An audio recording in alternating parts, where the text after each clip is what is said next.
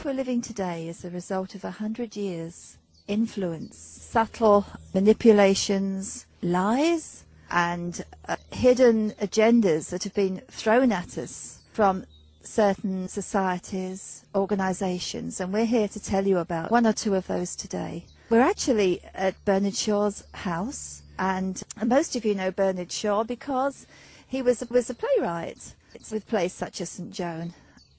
But there's another side of Bernard Shaw that a lot of you don't know, and that's his membership of the Fabian Society. And we're here to tell you a little about that side of his life and who the Fabian Society represents. I just want to read you a little quote here. This is from the British Catholic Family News. It's a news service of the National Association of Catholic Families. And this article appeared in the American Catholic Weekly, The Wanderer, December 11th, 2008. And it is with permission of the author. Writing in 1992 in Fidelio magazine, the Frankfurt School on Political Correctness, Michael Minicino observed how the heirs of Marcuse and Adorno now completely dominate the universities, teaching their own students to replace reason with politically correct ritual exercises. There are very few theoretical books on arts, letters or language published today in the United States or Europe which do not openly acknowledge their most negative, destructive criticism possible of every sphere of life which would be designed to destabilize society and bring down what they saw as the oppressive order. Their policies, they hoped, would spread like a virus, continuing the work of the Western Marxists by other means, as one of their members noted. To further the advance of their quiet cultural revolution, but giving us no idea about their plans for the future, the school recommended, above other things, 1. The creation of racism offences. 2. The continual change to create confusion. 3. The teaching of sex and homosexuality to children. 4. The undermining of schools and teachers' authority. 5. Huge immigration to destroy identity. 6. The promotion of excessive drinking. 7. Emptying the churches. 8. An unreliable legal system with bias against victims of crime. 9. Dependency on the state or state benefits. 10. Control and dumbing down of media. 11. Encouraging the breakdown of the family. One of the main ideas of the Frankfurt School was to exploit Freud's idea of pansexualism, the search for pleasure, the exploitation of the differences between the sexes, the overthrowing of traditional relationships between men and women. To further their aims, they said they would attack the authority of the father, deny the specific roles of father and mother, and wrest away from families their rights to as primary educators of their children. Abolish differences in the education of boys and girls. Abolish all forms of male dominance, hence the presence of women in the armed forces. Declare women to be an oppressed class and men as oppressors. Munzenberg summed up the Frankfurt School's long-term operation thus: "We will make the West so corrupt that it stinks." And I'm sure that you can recognize a lot of that agenda going on right now, today, in present times. We've got Robert Theobald today. He's going to tell us about the history of the Fabians and join the dots for you. And Robert, would you like to tell everybody out there who's watching this and connect the dots for them and tell them how this all links in? Yeah, I'll try to do that, Fern. You started off talking about the Frankfurt School of Communists. Well, we can link that. We can make a link there to George Bernard Shaw pretty much straight away. This is a quote from the Dublin Evening Herald, 3rd of February 1948, and Shaw says, "I am a communist, but not a member of the Communist Party. Stalin is a first-rate Fabian. I am one of the founders of Fabianism, and as such, very friendly to Russia." So you've got a link there straight away. But of course, the Fabians were, I shouldn't say were more subtle, I should say are subtle. They were and they are. Although they supported communism, lots of the Fabians actually disapproved of what was going on in Russia. But Sidney Webb and George Bernard Shaw, who started the Fabian Society, they went over to Russia in about 1934 on a visit. I think they both met Stalin, actually. George Bernard Shaw, Sidney Webb. Then when he gets back to England, he's ostensibly the writer of a book which was called, I think it's called Soviet Communism: The New Civilization, more than 1,000 pages. But anyway, in about 1950 something, a Soviet KGB colonel, I think his name was Bogolepov, Colonel Bogolepov, or something like that. He actually spilled the beans. I think it was a congressional hearing in the United States. He spilled the beans, and he told everybody that that book was actually written by him in the Soviet Foreign Office. So that will show you the degree of cooperation between the Fabians and the Soviet Union, at least the Soviet Union in the Stalin's time. But you need to know a little bit about this Fabian Society, because it was started around 1884, and it's got communism associated with it right from the very beginning. For example, Karl Marx's daughter, Eleanor Marx, she was one of the first group. Engels is associated as well. I've got a little book here. I've got a little booklet here, which is put out from Australia. There's a quote from Karl Marx here. Actually, I just find it because it's he's talking about about communism, and it's quite a shocking quote, really. While Robert's looking for his quote, and he made his masses in this book, I can see from here. I just wanted to make a comment, really, but the only thing I ever knew about Fabianism was watching the BBC drama Upstairs, Downstairs. Brilliant production. And in one of those episodes, the daughter of the house actually joined the Fabians. And you can see from that production, and they're usually very, very well researched with the BBC, that the primary motive of the people at that time, it was like the latest thing to do. And it was like upper middle class, the rich, suddenly finding a conscience there, and they were going out and becoming aware of the terrible conditions that the poor and the of the city were living in, and trying to distribute the wealth to help. So you can see that Fabianism had good ground there, and with that motivation, it soon got a really, really good following. But like with many cults and societies, there's always the outer layer of the ordinary man on the street that is doing good. He's there because he believes it's doing good. But there's always an inner circle in these groups and organisations that have that ulterior motive. Anyway, back over to Robert. Thanks, Vern. Yeah, there's a quote here from actually from Karl Marx himself in Murracut's book. This is the book Options. Fabians have carefully told us that Marx was under no illusion about his Das Kapital being rubbish, stuffed with statistics to pad it out. Just before it was published, he wrote a letter to his friend Engels, dated 2nd of April 1858, in which he stated quite frankly, the whole Scheisse, which means shit in German, because he was a German, as you know, the whole Scheisse is to be divided into 6 books: 1 capital, 2 landed property, 3 wage labour, 4 state, 5 international trade, and 6 world market. That's a quote from, and that's quite interesting there, because you've got, when he says the world market, of course we've got this globalization now, which of course is pure Marxism actually. But to get back to the origin of Fabian Society, it's the 2 biggest figures in it are George Bernard Shaw, we're at his house here today, and Sidney Webb. And George Bernard Shaw was an Irish man. He was a playwright, he was an author, he was originally, earlier on, he was a journalist. He was a perfect front man for the Fabian Society. He was a public figure. The ladies loved him especially, and very rich ladies and blue stocking type of ladies thought he was marvellous. He was a good front man.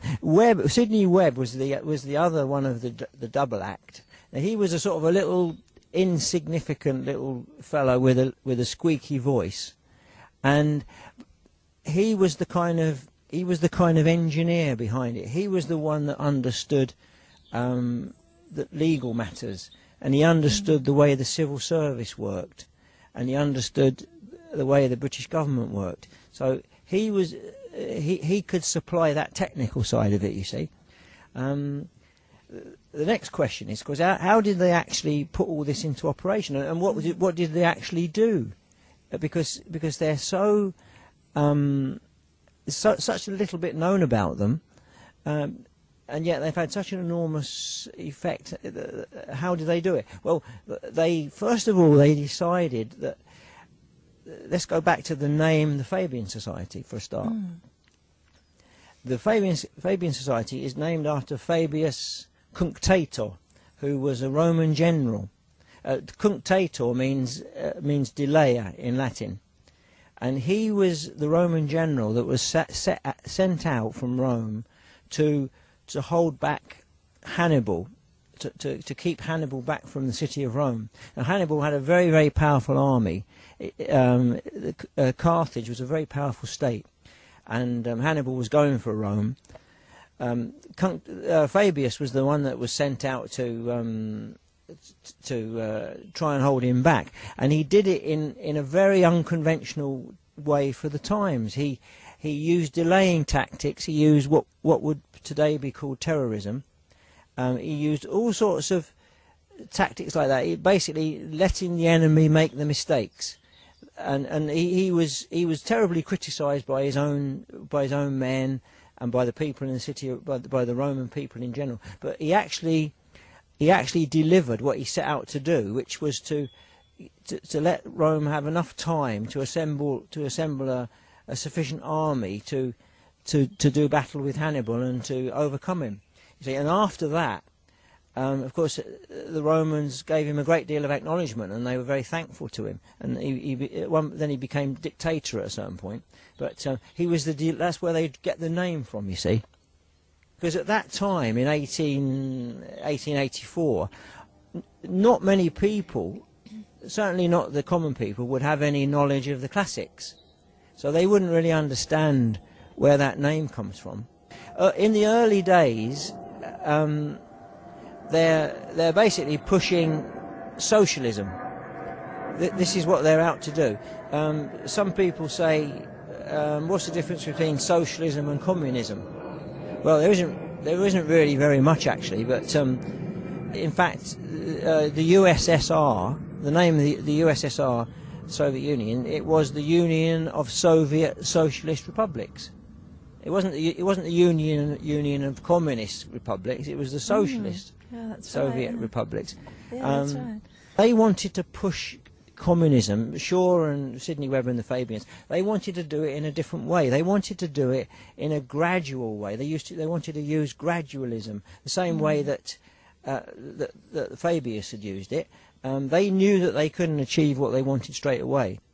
So they thought, well, the only way we can do it is to do it on a very, very slow, in a very, very slow way, and we'll use influence. We'll use our subtle influence. They knew how to write articles and so on. But incidentally, in the first few years of the Fabian Society, it's recorded that they were giving 700 public lectures a year.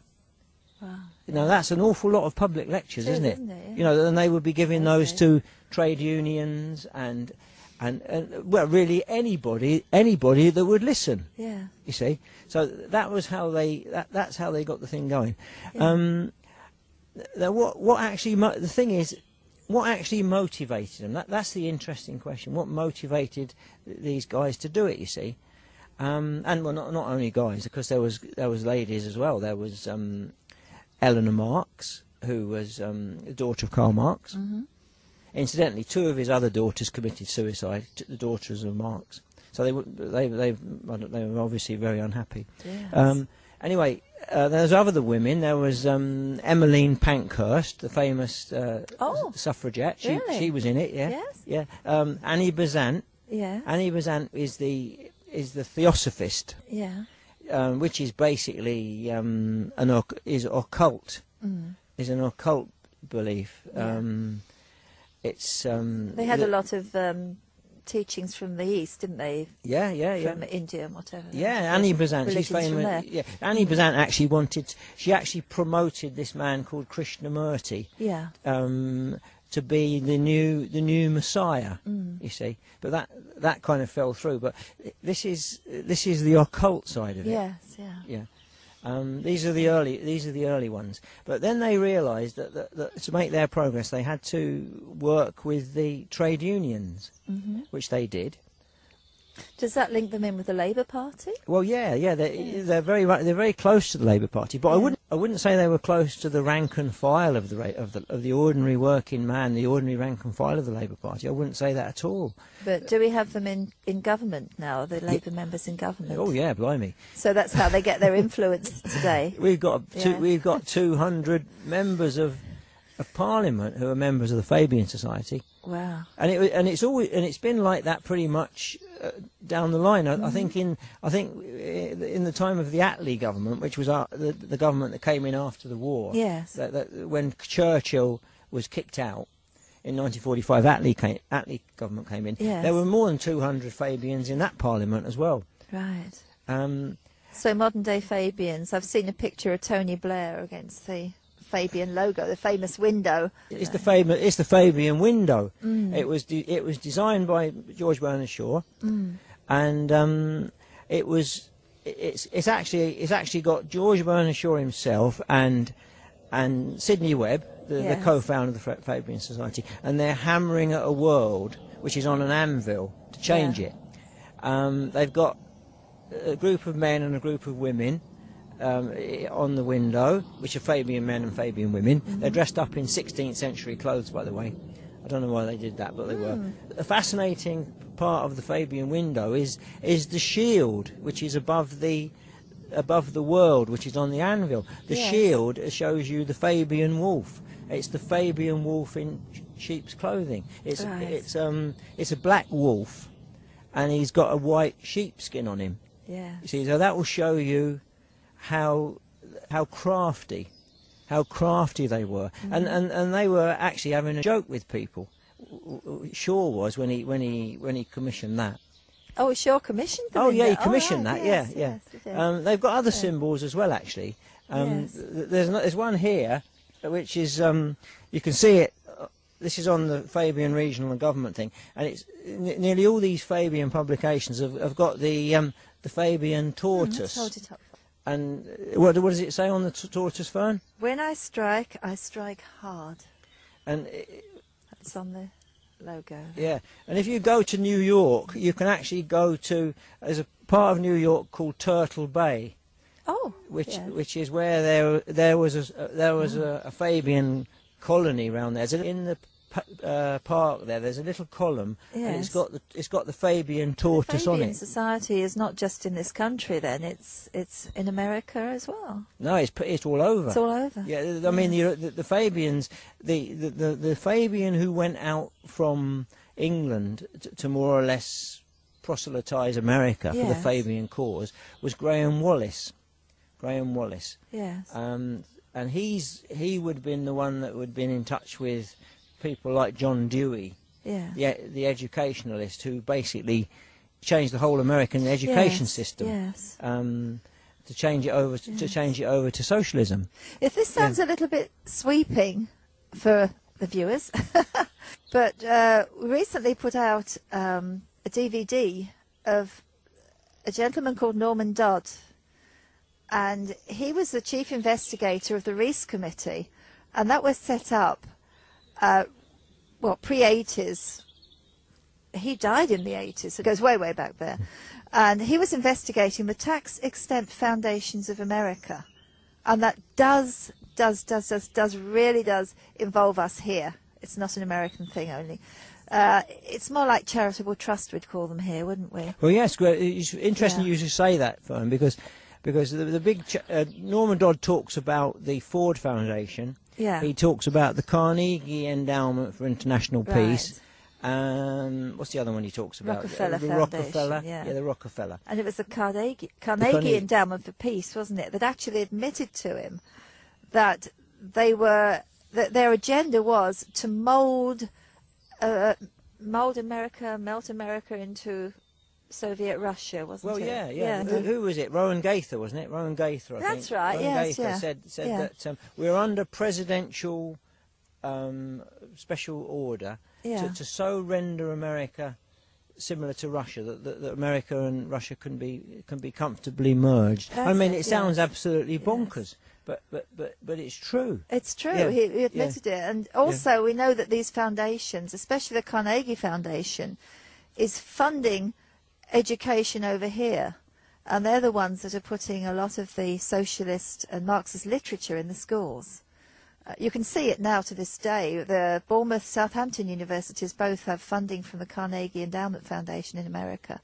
Rockefeller is concentrating on the American education, and Carnegie does the international. I mean, look it up, you'll find it. But R. Coones, C-O-O-N-E-S, and look for Norman Dodd on Google Video and watch it for yourself. It's going to join a lot of dots for you, and it goes way... These are the people that are funding and pushing this from behind, aren't they?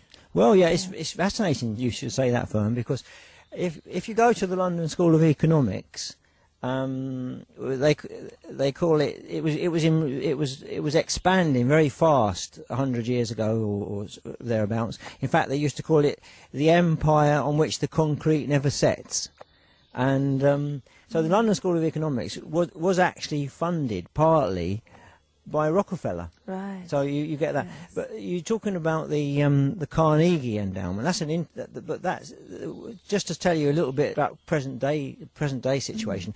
One of the trustees of the Carnegie Endowment for International Peace is actually Lord Carr of Kinlochard. Now, he's just been to the Bilderberger meeting in Greece. He's a trustee of. He's a Rhodes trustee. He's a Carnegie Endowment for International Peace trustee, and he's also a Fulbright trustee. But we're not talking about him at the moment. Yes, because the Rhodes scholars tie up again with something else. This is a huge big web we've got here, isn't it? Yeah, we're talking about the Fabians. Yes, so we go back to the Fabians, so we'll be here all night. Yeah, talking about George Bernard. Let's go back to George Bernard Shaw first. Yes, because, in this book, The Brotherhood of Darkness, which is by Dr. Stanley Monteith, is an American gentleman. Now, in that book, he's got an important quotation from George Bernard Shaw. It's on page 48 of Brotherhood of Darkness. And Shaw says here, I also made it quite clear that socialism means equality of income or nothing, and that under socialism you would not be allowed to be poor.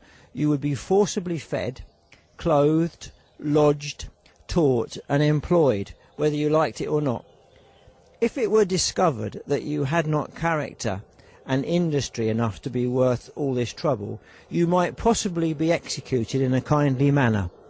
But whilst you were permitted to live, you would have to live well. As far as I know, I was the first socialist writer to whom it occurred to state this explicitly as a necessary postulate of permanent civilization. That is that comes from his book, An Intelligent Woman's Guide to Socialism and Capitalism. It's what it is. It's Fabianism is elitism, and you can track it back to Plato. Plato thought that things were best managed by a benevolent dictator who knew best how you should live your life and what you should do. That ties up a little bit with, as I was reading out before we started talking here, to further the advance of their quiet cultural revolution, by giving us no ideas about their plans for the future, the school recommends, among other things, and one of those was dependency on the state or state benefits. Yeah. And as you were just reading out there, absolutely, it's completely total. Well, if you come, actually, where we are at the moment, we're at St Lawrence, which is in Hertfordshire. About 5 miles over there is Welwyn Garden City, but that is based on Fabian philosophy. There's also another one as well. Actually, the first garden city was Letchworth, which is up that way, about a dozen miles. And Letchworth actually has what they call a settlement Settlement in inverted commas. A settlement, that's a Fabian precept, and it the first settlement was actually Toynbee Hall in East London. That's where these well-heeled Fabians would go and do their charity work. You see, the Toynbee Hall. Because, upstairs, downstairs. Because it actually comes from the philosophy of Ruskin. Yes. Because Ruskin said, he was a professor at Oxford, and he said that the only way that we can maintain the British Empire, which he considered to be the most superb empire that's ever existed in the world. He said the only way that we can actually maintain English civilization is to spread it to the lower classes. Yes. You see, so and that way we can maintain our empire. Oh. That is part of the strand of where it's coming from. You know. Yes. I think when they say empire, they mean more like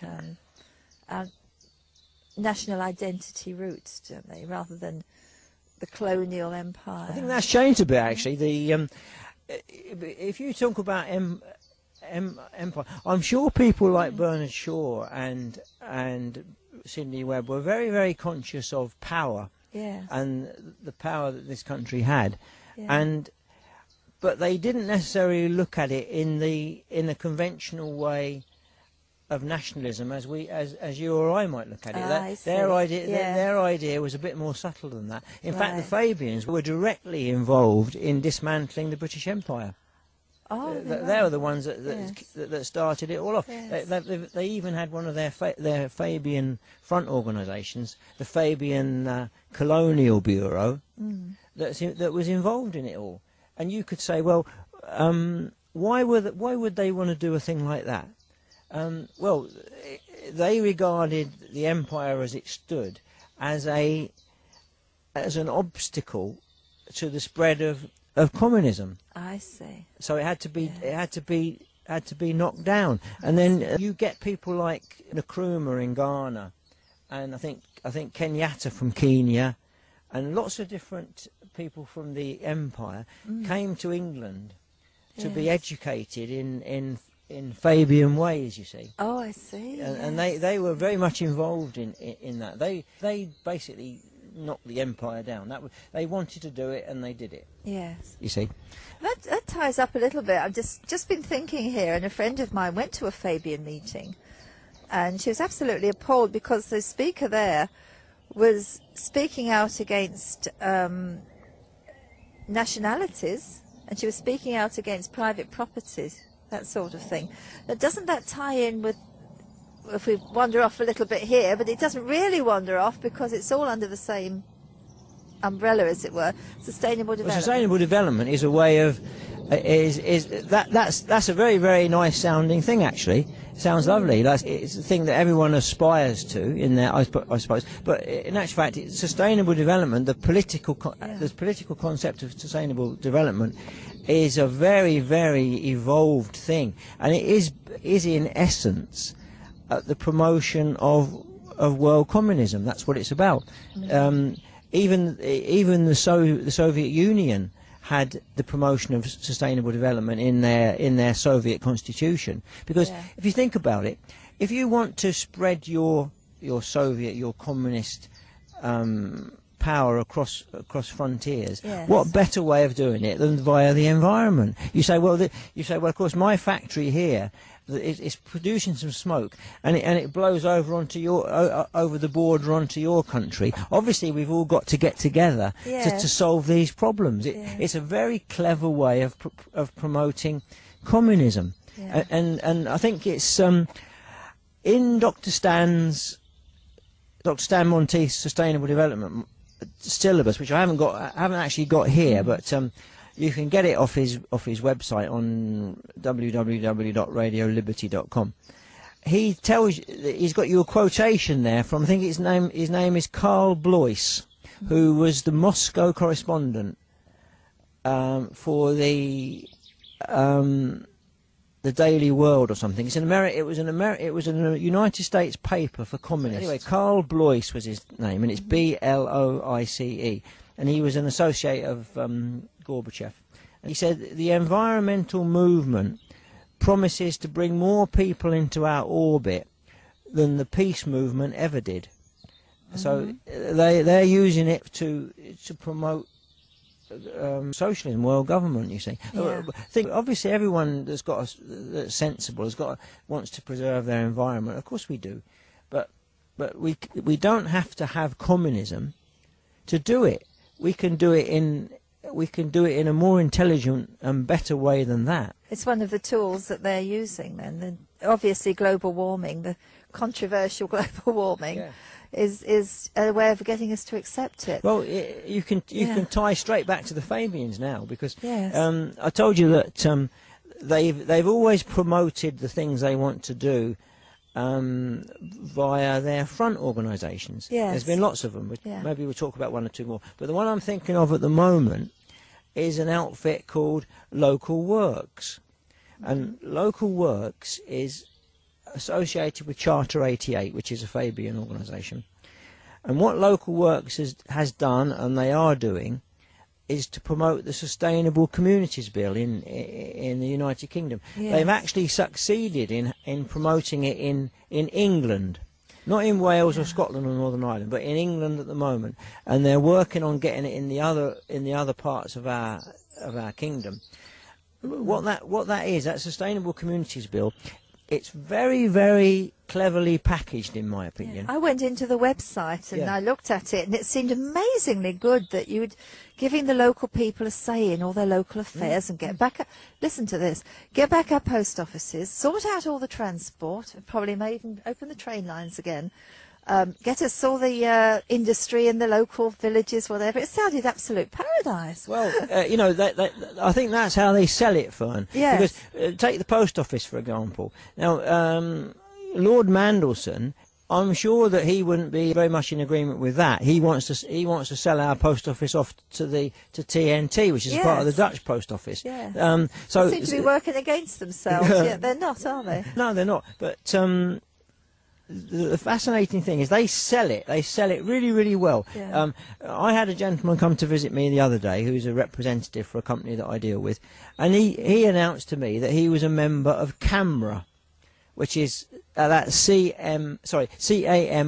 You know what that is, don't you? That's the Campaign for Real Ale, which for people in America and in other countries, it's quite active here, obviously, because there's lots of people that like drinking beer, and they like it. They like it to be nice, good quality, and not too adulterated and sort of full of chemicals and so forth. So that it's quite an active organisation, you see. So, but they've actually this Local Works, which promotes sustainable development, Sustainable Communities Bill, has roped in CAMRA, you see, because CAMRA feels very attracted to this idea of local control and promotion of local business and all this, growing local food. So they've been attracted into it. And I tell you who else has been attracted into it: the Countryside Alliance. Now, I can't think of anybody more conservative than farmers. Right. Well, conservative with a small c. Yes. And yet they've been roped into this now. And I don't think the ordinary members, if they knew what it was about, would be that enthusiastic, to be honest with you. What is the actual agenda then of the Sustainable Communities Act? Where are they actually going with this? Where are they going? Well, if you look down the list of things that they want to do, they actually want to promote sustainable development, which is the United Nations Agenda 21. That comes right down the list. That comes right near the bottom of the list, after all this stuff about keeping your local post office open.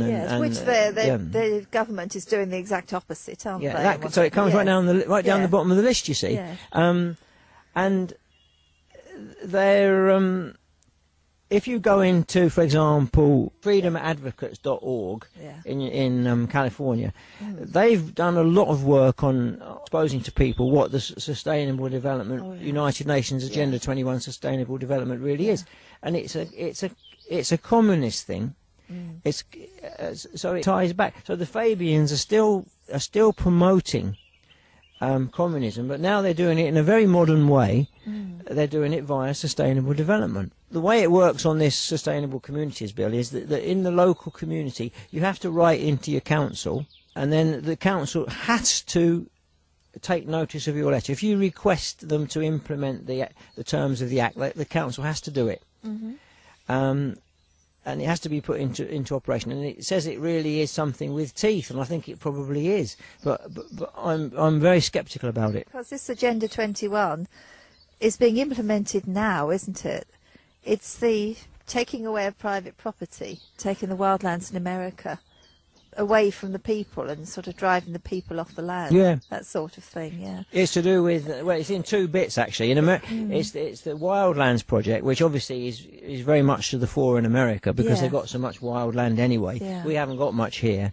But the other half of it is urban smart growth. Yes. Now they've got that in America, and so have we. If you look at any new development, they'll never tell you this, but that will be built to conform with the requirements of Agenda 21. Yeah. We'll have to put a link on this too. We did a little video about this last year, wasn't it? Yeah. It's a good one if you want to go in depth in this. It's a very hard subject to tackle in a short space of time. You can't do it in an hour, but you see, this Bernard Shaw, where we're in his garden now, he understood very, very well understood that the way that you do the way that you promote communism, the way that you take people's freedom away from them, is slow and incremental. And of course, this Sustainable Communities Bill is a perfect example of that. It's gradually creeping up on people. Yes, yeah. I mean, and it's the same. It's the incrementalism. If you suddenly arrived in a country and said, "Well, that's it, folks. We're taking everything away, all your freedom away. You can't do this and you can't do that. That's the end of all that." Because there'd be an outcry, but they don't do that. This is again from the paper I was reading out before the video. This is by Christopher Dawson, Inquiries into Religion and Culture. And it's on a paper, this was article put out by the Frankfurt School, Conspiracy to Corrupt, by Timothy Matthews, but this is so relevant today. Western civilization at the present day is passing through a crisis which is essentially different from anything that has been previously experienced. Other societies in the past have changed their social institutions or their religious beliefs under the influence of external forces or the slow development of internal growth. But none, like our own, has ever consciously faced the prospect of a fundamental alteration of the beliefs and institutions on which the whole fabric of social life rests. Civilization is being uprooted from its foundations in nature and tradition and is being reconstituted in a new organization which is as artificial and mechanical as a modern factory. So it's being done from the inside. I want to just mention here another video I'd like you to look up on Google Video, which is Common Purpose, Brian Gerrish. That's nice and easy to remember. We'll put the words up for you. Common Purpose, Brian Gerrish, and then you'll get a whole new field to study on there as well. Fifth column, Working from the Inside Out, and that too is following Fabian agenda. This is huge, isn't it? It's huge, yeah. This is an important book, Fern. This is an old book, actually. It's by Lord Hewer of Bury.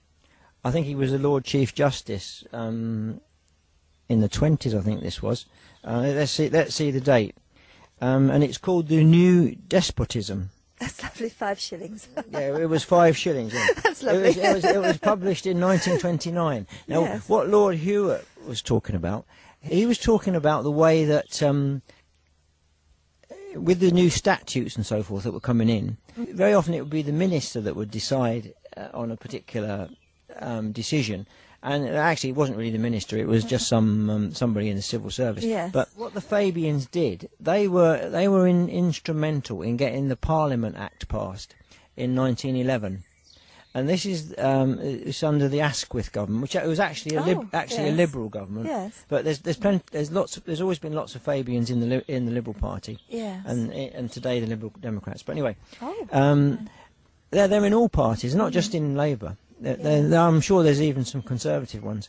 But anyway, Lord Hewitt of Bury, he realised that, that by using statute law to put all these this authoritarianism into place, Yes. this was a challenge to our rule of law, actually, and he wrote this book about it. But he was aware of that back in 1929, and that's a very important book to read and to understand how they've actually put all their rules and regulations into place, and how they've tried to dismantle our constitution.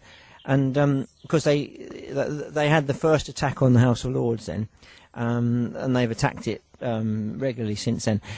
I've got a Fabian paper actually about the monarchy, and I looked for it before I came here today, and I couldn't find it. But they're always thinking of any way that they can attack the institution of the monarchy in this country. Yes. We've got a constitutional monarch now.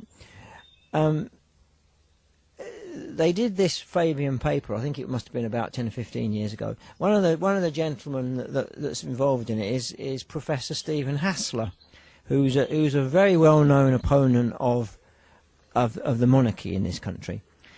But I looked through this paper that they'd published, and nowhere in that paper was there anything about the Queen's constitutional position or the coronation oath, where she promises to protect our laws and customs.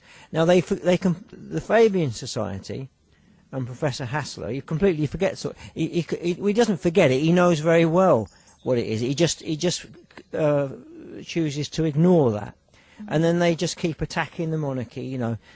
Take away the royal train, take away the royal yacht. Yeah. You know, it's got to have an elected monarch and all this. It goes on and on and on. The Fabian Society has been attacking the monarchy ever since their inception. I'll tell you another fascinating thing. Back into the time of Shaw, though. Have you ever heard about the coefficients? We were talking about the Frankfurt Society. What actually is the Frankfurt Society, and how do you think it affects people in their daily life? Well, Frankfurt School, rather, not just Frankfurt School. Yeah. How does it affect people in their daily life? The activities of the Frankfurt School. I expect most of you out there think the Frankfurt School is just a school with a playground. You know? The headmistress and school teachers. It's not. It's because we're talking about the Fabians. I don't want to go too far into this. You can look it up. And the Frankfurt School, if you remember what I read out at the beginning of the video, the little list, that is their agenda, and it's virtually word for word the same as the Fabian agenda, and well, some of the other organisations too, isn't it? Where they tie up. But the main thing about the Frankfurt School is they're coming at it from the psychopolitics angle. They're doing the psycho stuff. Frankfurt School fun. Yes. In Western Europe, there were various people that realised that communism couldn't actually be achieved in Britain and the Western European countries in the same way that it had been achieved in Russia. So a group of students at the Frankfurt University got together and they decided to work on ways where they could get communism into Western Europe, and the way that they were going to do it, well, which effectively was to break down the established society. And they were doing it with in psychological means, neuro-linguistic programming, stuff like that, and it's about the promotion of communism, which is the same as the Fabian Society, same aim. Talking about how it affects us in our daily lives, it has an extreme effect on our daily lives. Everybody knows about political correctness. Everyone makes jokes about it. But at the same time as that, many people are afraid of it.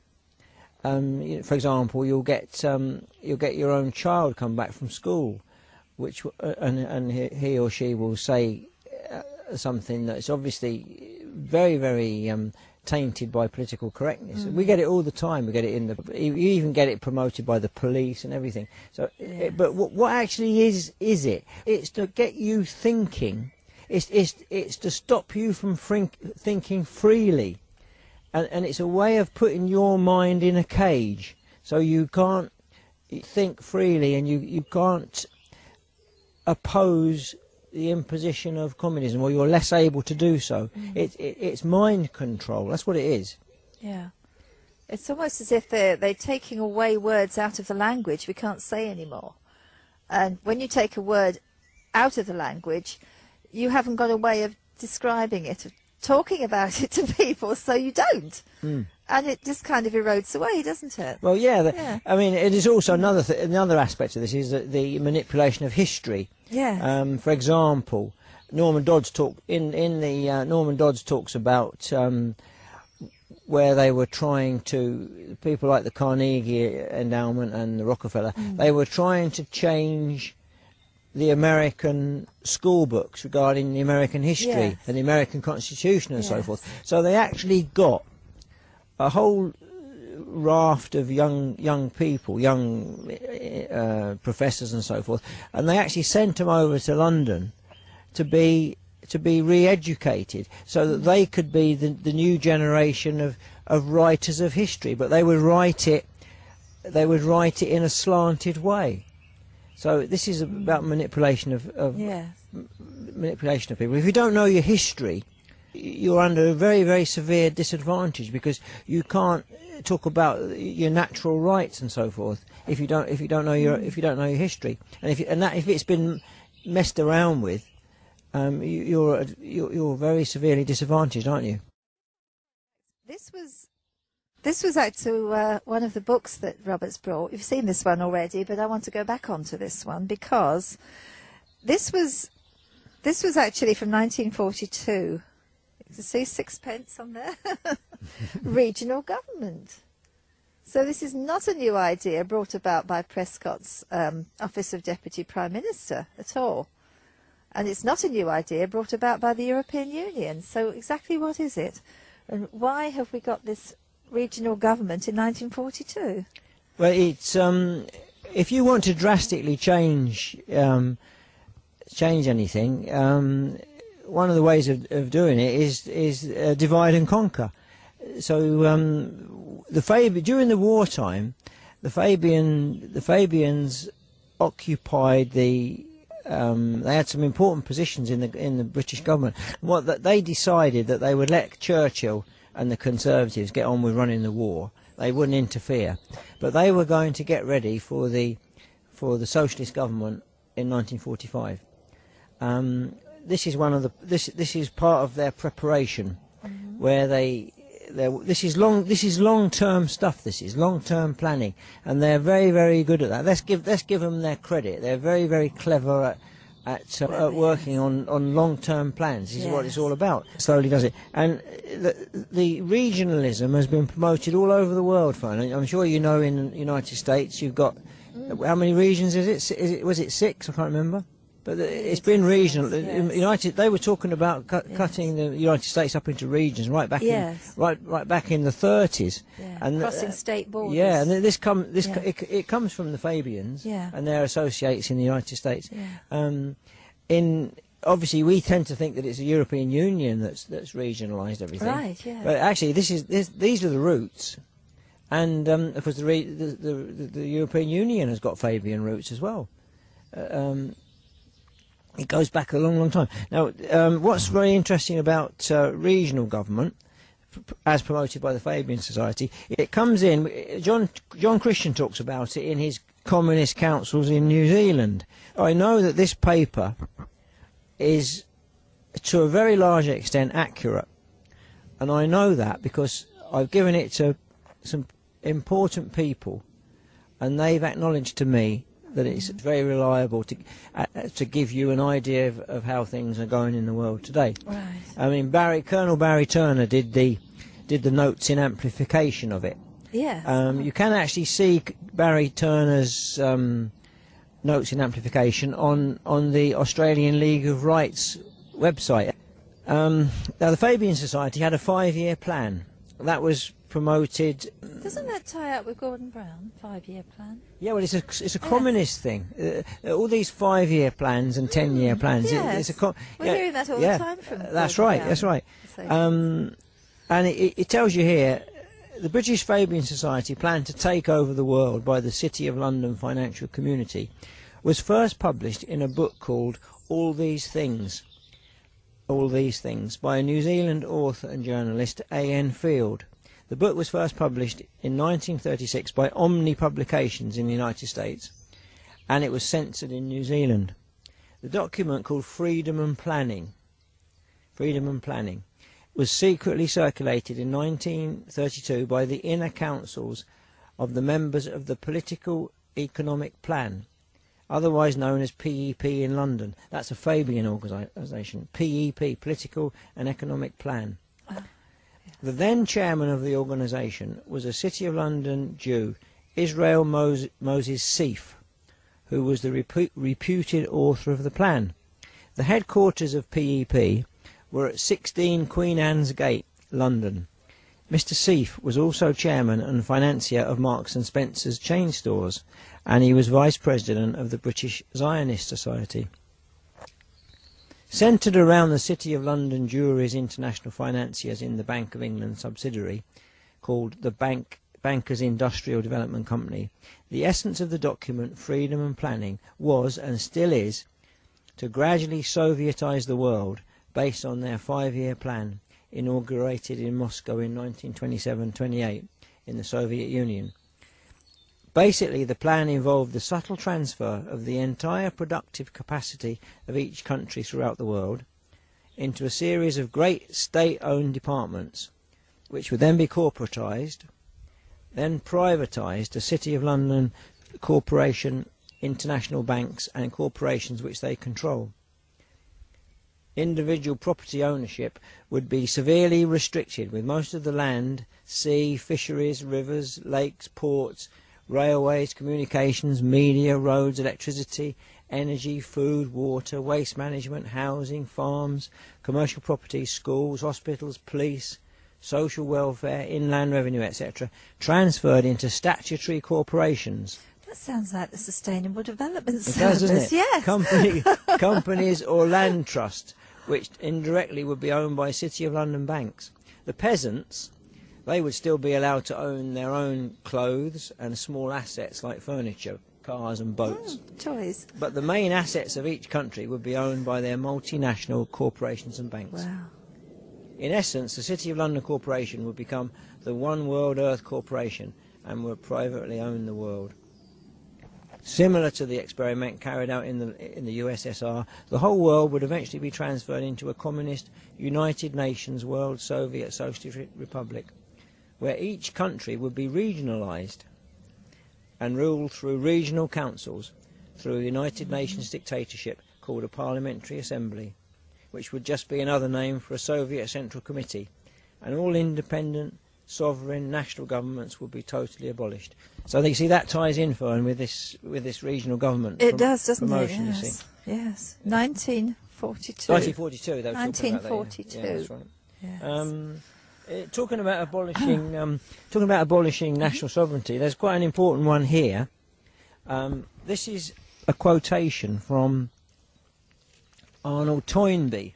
Arnold Toynbee was a Fabian, and he was co-originator of the Royal Institute of International Affairs. Ah. Well, that's Chatham House. So, right. That's another side road, isn't it, that ties up with Well, Tavistock and Frankfurt School. Well, he tells you straight here. He went to a meeting in Copenhagen in 1931. Yeah. I mean, it's not concealed. They're quite open about it. Mm-hmm. This is what Toynbee says: if we are frank with ourselves, we shall admit that we are engaged on a deliberate and sustained and concentrated effort to impose limitations upon the sovereignty and independence of the 50 or 60 local independent states which at present partition the habitable surface of the earth and divide the political allegiance of mankind. So that's Toynbee speaking, Royal Institute of International Affairs. That just reminded me of another thing. Yes. Now, the Royal Institute of International Affairs was started 1919, I think, just after the First World War. Now, I was checking up a gentleman called Sir Henry Martin. He was the Vice-Chancellor of Eton College, Yes. which is just across the River Thames, from Windsor Castle. Now, Sir Henry Martin, he was actually the Queen Elizabeth and Queen Margaret's tutor. Oh, really? On the history Yes. and constitution of this country.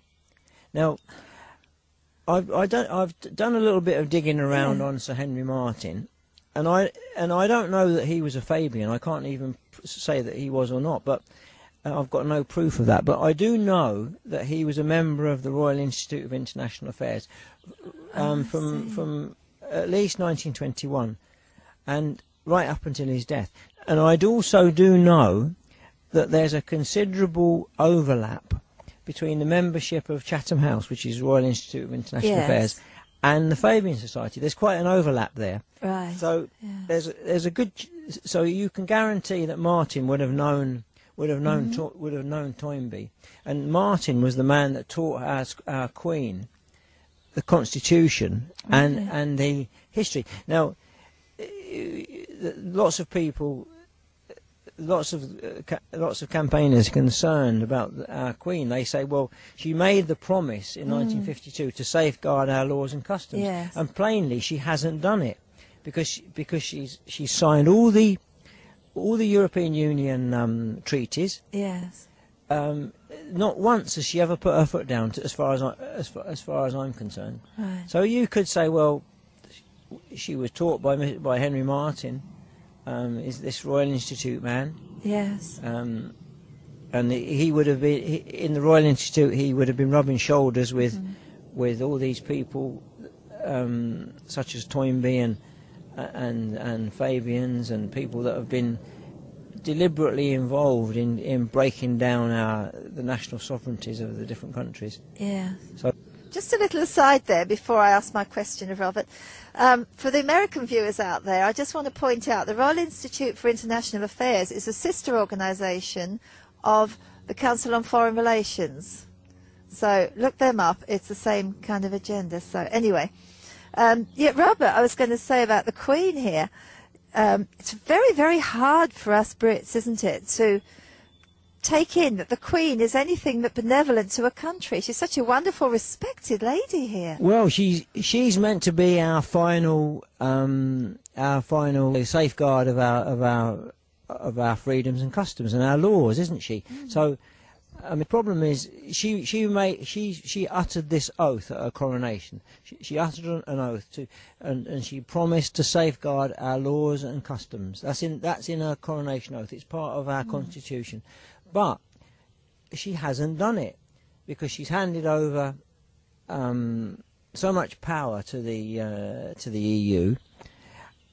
But they do it in a very crafty way. They say, "Oh no, the British Parliament still has the final say," and it's true. Actually, we can repeal the Treaty of Rome in 24 hours. It's true, but I think many British people are very disappointed that the Queen doesn't actually exercise her power, or she doesn't seem to be executing her power or obligation to safeguard our laws and customs. She doesn't seem to have done that at all. It has been done, hasn't it? Quite recent. I think Queen Anne did, and one of the Georges quite recently refused to sign an act. It was a bit of a constitutional crisis, but it can be done. It can be done, yeah.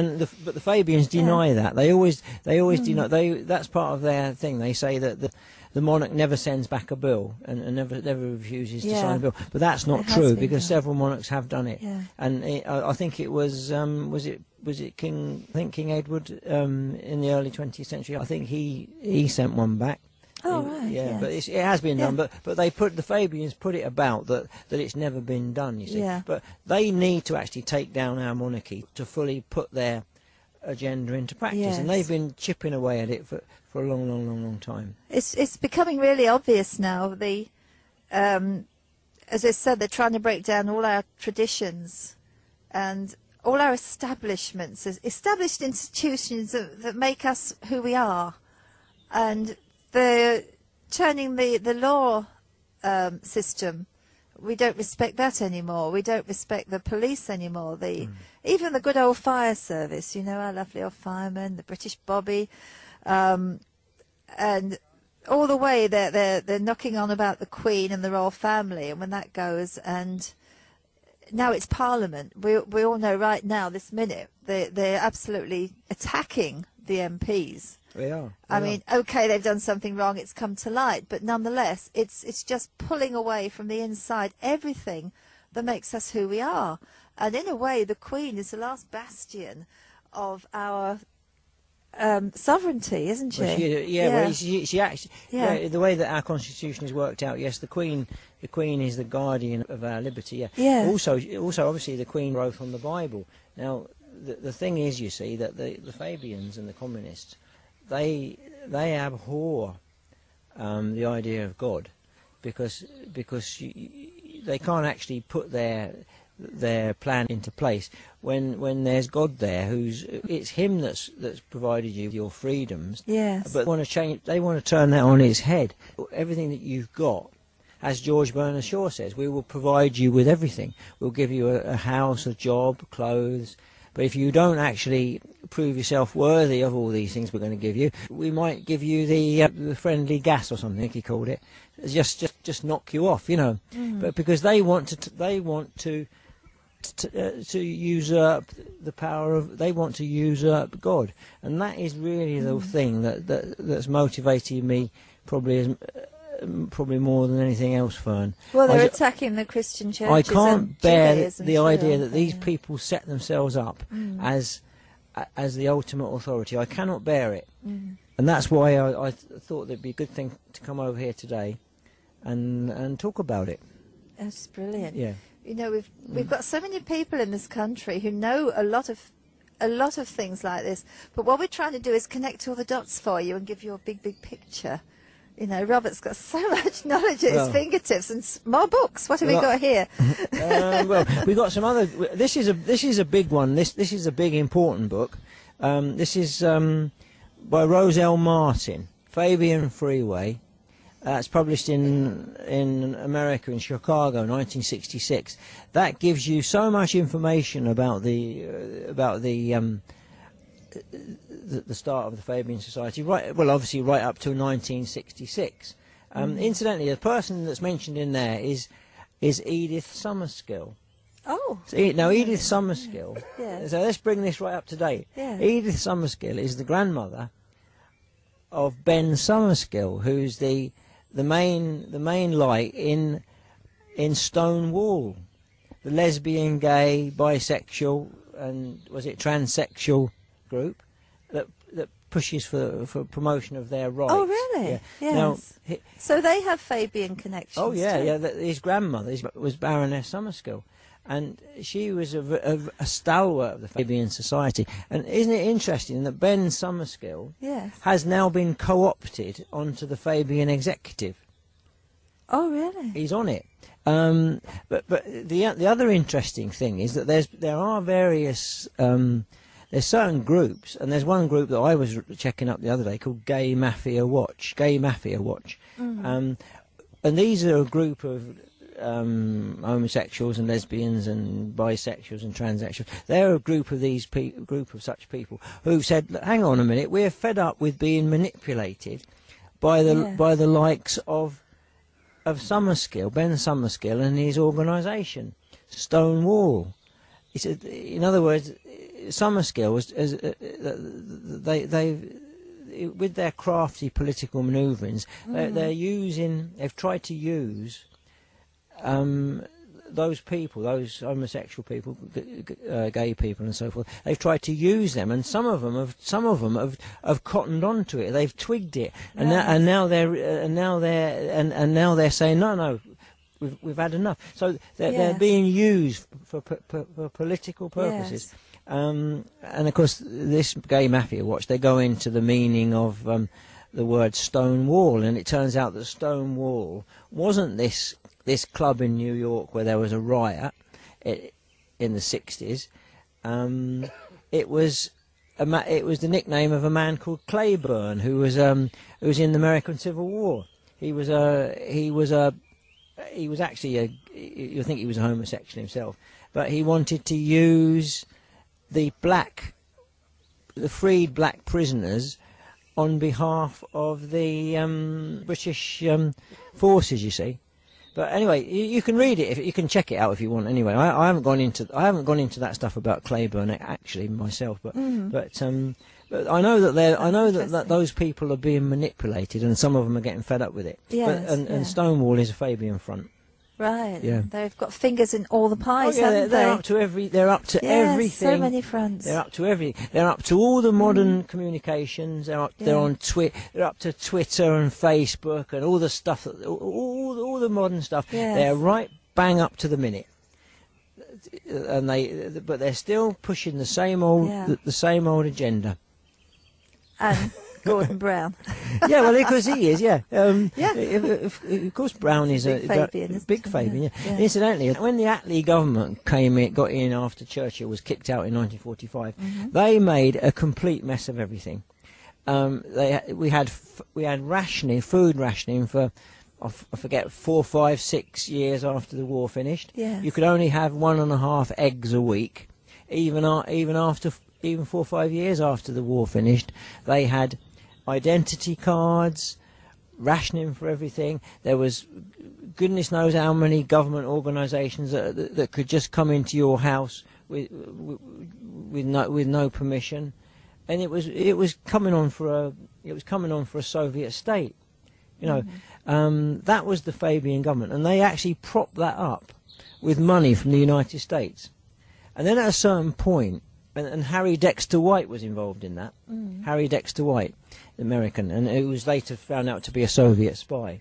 They were milking the United States to prop up the Fabian government. And then when the Americans twigged it, and they stopped it, then they had to put the tax up. They just couldn't pay for all these projects that they've been having, you see, and they didn't last much longer after that. But they're economically, of course, they're a washout. In actual fact, that's quite. If you go on to Lyndon LaRouche's website, now we don't agree with everything Lyndon LaRouche says, but he's extremely well informed on many things, and he's done an awful lot of research. He's a learned man, although he's got very, very distinct opinions on things. Yes. He says here, Fabianism is among the principal expressions of that systemic moral corruption which has been employed as a weapon of psychological warfare to render nations and their peoples increasingly stupefied morally as much as intellectually, and also less and less productive per capita and per square kilometre. I always found something a bit incongruous with Mr. LaRouche, because I could never quite understand how he's enthusiastic for Franklin D. Roosevelt and his government, what he did and so forth, and yet Franklin D. Roosevelt had Fabians all around him in his government. He did. He did. Yes, he did. Then, he did. Yeah. And I could never quite figure that out. And I sent a message to Mr. LaRouche and asked him that question. You know, why is it that you promote Franklin D. Roosevelt so much? You know, when he obviously had some Fabian, he had Fabian people round him, advising him and so forth, like Judge Frankfurter, you know, people like him. And he wrote back and he said to me, well, he said the reason, he said, but Franklin D. Roosevelt always did everything strictly to the American Constitution, so therefore that was all right as far as he was concerned. But I was always a bit worried about it. It seemed to not quite fit in for me. Yeah. And I'm still not quite sure now, but anyway, I keep reading things and trying to learn more, you know. That's the secret, really, isn't it? You just got to read everything, and don't close your mind if you don't like half of what they're saying. It doesn't mean to say the other half isn't right, you know. It's just the whole thing is don't take anyone's word for it. Look it up yourself, because it's the information's all there out there, isn't it? Yeah. The other thing we never spoke about, of course, was the Hegelian dialectic. Yes. George Bernard Shaw and Sidney Webb, they pioneered the use of that, which is in debate, which is where you put forward a thesis, then there's a reaction to it, and out of that reaction comes the synthesis. Oh, that's problem, reaction, solution. Yeah, that's right. David Icke. That's yeah. right. Yeah. You're really yeah. good. So, yeah. so Bernard Shaw and Sidney Webb, they pioneered that, and of course, you can imagine a man, such an accomplished man as George Bernard Shaw. Yes. You can imagine him in a debating situation, can't you? Yes. Such a command of the language, so witty, so clever. Of course, obviously, he could steer the debate pretty well, I would imagine. Isn't that something, the Delphi technique? They call that. Delphi technique. Yeah, that's right. Problem, reaction, solution. Got a pretty. If you want to know what that is, on a sort of a small, this is kind of a small scale. If you were to go into a town and say, we're going to put cameras on every corner, this is a nice town, say in the 50s, times when you used to leave your door open when you went shopping, let your toddler wander out and play up the street, yeah? So you walk into this town and you say, right, we're going to put cameras on every corner. We're going to follow all your trips in your cars so we know everything you're doing. There'd be, hullabaloo, yes, complete hullabaloo. They wouldn't allow it. No. So they know they want the cameras up. How are they going to fix it? So they cause a problem. And that problem is caused, we stop punishing children for vandalism. We stop punishing children for mugging, looting. We have drunks all over the street. People become afraid to walk through their town centre. Then they come up with an idea, tell you what, let's put some cameras up in the city centre and we'll film everything that's going on and we'll protect you. More control. Yeah, you'll feel great because you'll feel safe then, and we can see, and everyone will say, yes, please, and now they're asking, please, will you put cameras up? Job done. Problem, reaction of the people, and their solution pops in. And that's kind of a small scale. This is an enormous big scale operation too. It goes from the smallest decisions right up to the big ones. The war is a classic Hegelian situation, isn't it? You scare everybody with the war on terror. Then there's got to be a reaction and a synthesis, which is more and more control and more loss of freedom. Yes. And the interesting thing is that I was reading the other day that the BBC said that they admitted that there was no such thing as Al Qaeda anyway. Yeah, that's right. Yeah. But nothing's going to be done about it, we know. Anyway, we're not really diversing away from Bernard Shaw and the Fabians because they're at the root of all this stuff, aren't they? They've got their fingers into every little part of this. You go digging back far enough, and there they are. They've got 6,000 members in UK approximately. Yeah. Which of course is a tiny amount, and out of those 6,000, it'll only be a tiny inner core that are manipulating things. Yes, The inner core, yes. you see. So really, they're a tiny handful of people that have had enormous effect. The clever thing, one of the clever things they do, they always keep a low profile. That way, they don't get into any sort of big public controversy and so forth. They're always under people's radar, but at the same time as that, they're working. We didn't mention the classic way that they work, which was set up, which is permeation and infiltration. Permeation and infiltration. Now, incidentally, infiltration, that would have been carried out by the Fabian women before women had a big part in politics and so forth. They would be talking to influential people in the drawing rooms and influencing them and all this. Yes. Infiltration, getting into every type of organisation and influencing it from within. Well, no matter what it is, Conservative Party. That would be women's organisations, feminist anything you like, Women's Institute, family planning stuff, anything. The other thing is permeation is also today is known as consensus. It's the same thing. So whenever you see the word consensus, we're seeking a consensus on this. That's the Fabian way.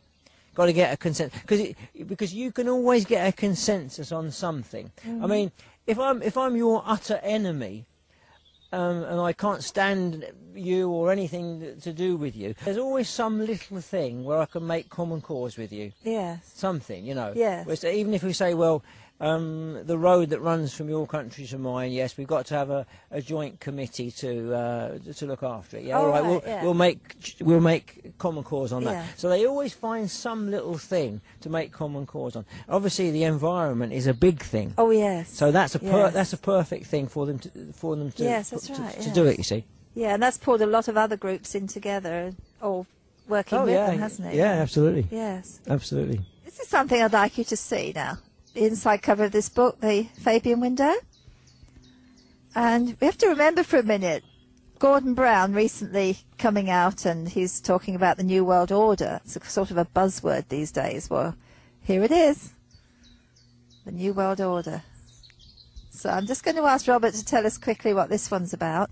And then he's going to sum up for us what we've been talking about today. And I hope we can send you off with some really good information to go and investigate for yourselves. Thank you, Robert. Yeah, this is written by Dennis Cuddy, PhD. He was in the United States Education Service for many years. He knows the way that education was managed and manipulated in the United States, going right back to the time of John Dewey. In that booklet, he gives you a history of socialism. But he goes back much before that. He goes back to French Revolution, and he goes back to Saint Simon, who was an important figure in the 19th century, and takes it really from an American angle, which is important obviously it's important because he is an American, but it's a jolly interesting and very informative book, that one.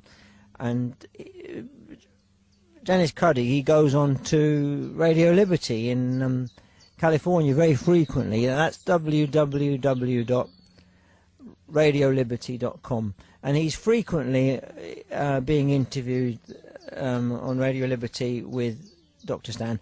He's on the American website as well, News with Views. I expect you've seen that one, Fern, haven't you? News with Views. Yeah, we can get all these, go on the internet for the radio station too, can't we? Yeah. He's a very knowledgeable man, Dennis Cuddy. Yeah. So it's important to read some of the things that he puts up. Right. I think that I think it's appalling actually that a tiny group of people who know how to manipulate the masses have had so much influence over the last 100 years or so. I find it unbearable that they should have been up to all these pranks for all this time, but pranks that have changed everyone's life. And I do think the only way we can try to change things is to educate them, because Fabians always went in for what they called education. It comes into their literature so much education, but what they consider to be education and research is their other word. But you can guarantee whenever you see Fabian education and Fabian research, it's always twisted to fit in with their aims.